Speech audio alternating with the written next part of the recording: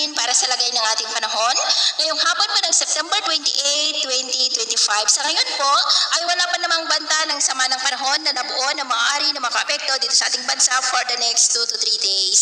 Easterlies ngayon ang umiihip lalo sa silangan ng ating bansa. Ito po ay mainit na hangin na mula po sa Pacific Ocean. Pero mula sa kumpon ng kulapan na nandito ay may nagbabanta na mabuo na sama ng panahon after 2 to 3 days, posible po sa Martes at consistent ay pinapakita na lalakas yan bilang bagyo bago muli mag-weekend at papasok sa ating area of responsibility at tatawagin sa local name na Bagyong Paulo na banta po muli lalo na dito sa Luzon at ito nga pinapakita ng forecast model na ating ginagamit hanggang sa susunod na 2 linggo ay may banta ng 2 bagyo na maaari na mabuo. At sa lagay ng ating panahon, ngayong hapon dahil sa mga localized thunderstorm dulot ng easterlies ay nakakaranas ng ulap na kalangitan na minsan ay may mga pulo-pulo na mga pag-uulan sa ilang bahagi ng Ilocos Region, Cordillera, Cagayan Valley, Central Luzon, Metro Manila, Calabarzon, Mimaropa, Bicol Region, Panay Island, Negros, Cebu, Bohol, Leyte, Samar Provinces, Zamboanga Peninsula, Northern Mindanao, Caraga, Davao Region at Sorsogon. At mamayang gabi,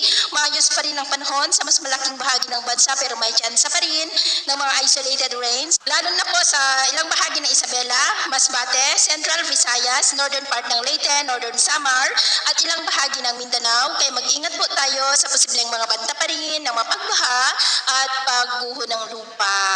At sa atin naman po mga baybayin, wala po tayong nakataas na namang gale warning signals.